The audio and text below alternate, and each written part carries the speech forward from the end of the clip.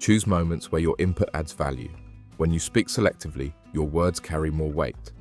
Avoid filler language. Words like maybe, just, or I think weaken conviction. Confidence is heard in the structure of your speech. Get to the point, stay on it, and move on without lingering. Lastly, detach from the need for agreement. Not everyone will nod, and that's fine.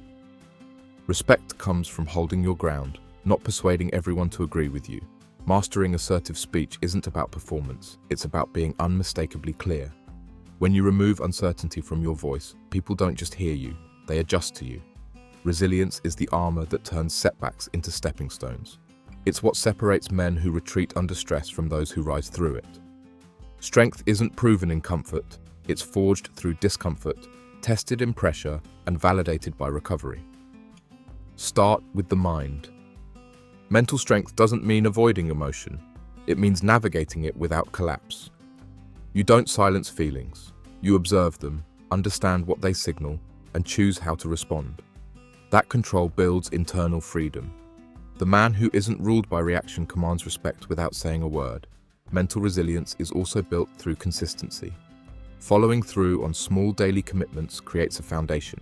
You build grit by keeping promises, especially the quiet ones you make to yourself. Self-trust accumulates. That trust becomes the backbone of how you respond when things go sideways. Physical discipline works the same way. Your body is a mirror for how you manage pressure. Skipping the workout when it's inconvenient, cutting corners on rest. Those patterns show up beyond health. They bleed into how you lead. Physical training isn't about image, it's about proving that discomfort won't stop you. Push when it's hard. Stay when it's boring. Finish when it's tempting to coast. The man who lives by. Those standards can't be shaken by opinion, failure, or fatigue. Resilience isn't about being invincible, it's about recovery. You're going to get knocked down. What matters is how fast you refocus. That reset muscle, built through experience, turns chaos into clarity. Also, remove the distractions that drain your strength. Endless noise, toxic relationships, shallow routines, they erode energy. Protect your mental space like you protect your schedule. What fills your attention defines your direction. You don't develop toughness through theory, you earn it through action. The man who endures, adapts, and rebuilds without losing direction is the one others look to when pressure peaks. Resilience isn't loud, it doesn't flex, it shows up when excuses don't. A man without limits becomes everyone's convenience. When your schedule, energy, or attention are constantly up for grabs, people assume they can take what they want without question. That assumption isn't their fault. It's a reflection of what you've allowed. Boundaries are not walls, they are definitions. They show others where your resources end and where accountability begins. Without them, resentment grows. Not because people intend harm, but because you've trained them to expect access without limits. To set boundaries, start by identifying where your time or effort feels misused. Which interactions leave you drained? What obligations spark hesitation instead of purpose? Those answers guide you toward change. You don't need to announce new limits with a speech. Begin acting on them. If someone asks for something outside your capacity, decline clearly. No guilt, no apology, just a firm, polite refusal. That action, done consistently, replaces explanation with clarity. Standards operate differently. They're not about protection, they're about elevation. Your standards define the quality you expect from yourself and your surroundings. If you tolerate disorder, you invite more of it. If you demonstrate consistency, others respond with increased effort. Raising standards isn't about being difficult, it's about refusing to participate in what drains value. If a relationship lacks reciprocity, recalibrate it. If a routine produces mediocrity, refine it. Standards are not for show, they're for structure.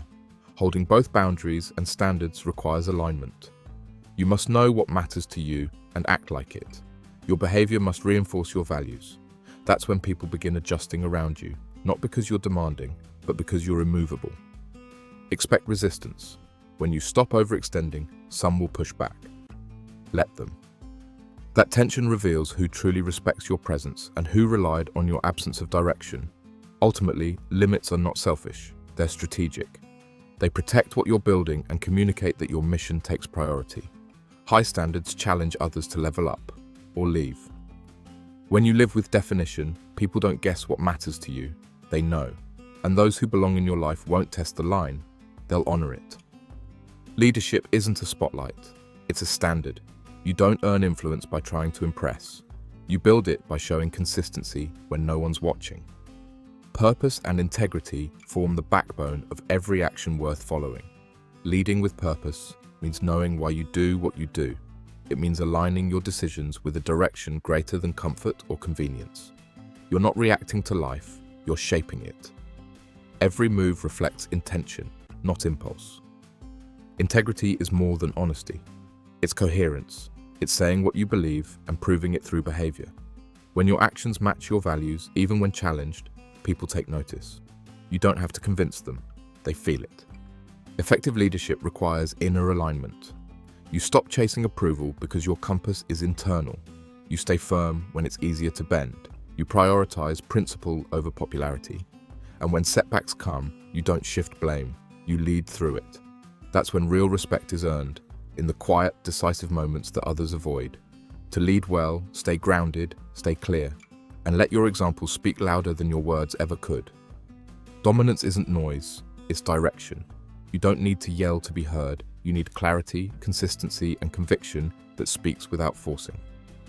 Every standard you enforce, every truth you stand on, builds your identity.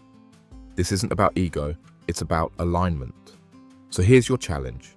What's one behavior you're ready to drop that's been holding you back? Drop it in the comments.